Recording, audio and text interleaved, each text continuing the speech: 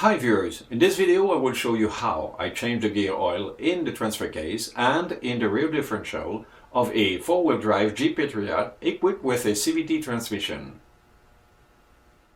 To begin, the type of lubricant required for the transfer case and the rear differential is SAE ATW90 API GL5. The information found on an oil finder website indicates that the oil capacity of the transfer case is 0.53 liter and the oil capacity of the rear differential is 0.43 liter.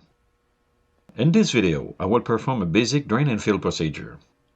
This kind of service maintenance is not often done, but it's easy to do with a small oil pump combined with a flexible hose. On each tube I inserted a 90-degree fitting at the end of the hose to fit in tight spaces. This pump can be used with a common gear oil bottle, but the 1/4 inch inner diameter vinyl tube that fits on the pump spout reduces the efficiency of the fluid transfer. A larger 5/16 inch inner diameter tube connected to the fill spout of the gear oil bottle is a good alternative option. To compare the two systems, I transferred about half a liter of lubricant using the same measuring cup.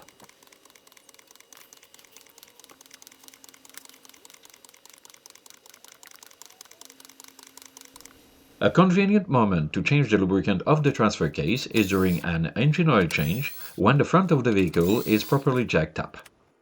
Then, the engine splash shield can be easily removed with the proper tools. The reason why I jacked up the front and the rear of the vehicle at the same time was mainly to get more space for filming. For more safety, I used one floor jack, 2 ramps, many jack stands, and wheel chucks.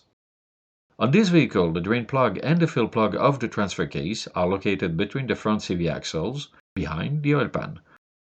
First, I placed the oil drain pan under the drain plug. I used a 10 mm X-bit socket with a ratchet to loosen the drain plug, and then I undid it by hand.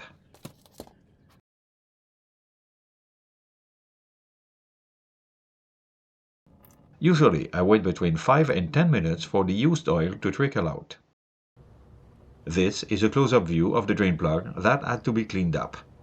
If any washer seal is damaged, it has to be replaced by a new one. It is also important to inspect and clean the surface around the plug holes before refitting any plug and washer seal. Note the torque applied to tighten the 4 plugs shown in this video was set to 24 foot-pounds.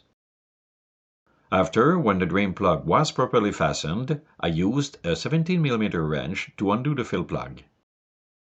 For many people, it is more convenient to use a small oil pump to fill any gearbox.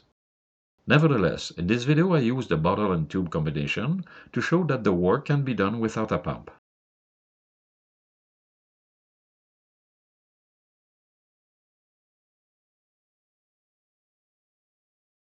When the oil was dripping out from the fill hole, I knew there was enough oil in the gearbox.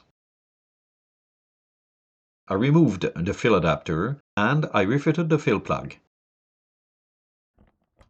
When all the work was completed in the front of the vehicle, I reinstalled and secured the splash shield.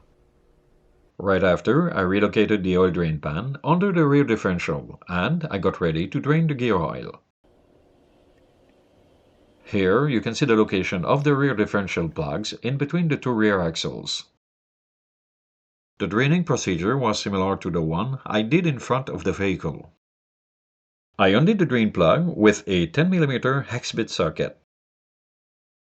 After 5 to 10 minutes, when only a few drops were trickling out of the drain hole, I refitted the drain plug. Next, I filled the rear differential until the oil was dripping from the fill hole. It also took me around 2 minutes to fill it up. I did not measure the precise quantity of oil I used, but it was quite close to the oil capacity information found online. I put the fill plug back in place and I tightened it to specs. An easy way to change the gear oil for someone who wants to do it by himself is to buy a small oil pump kit and use it safely.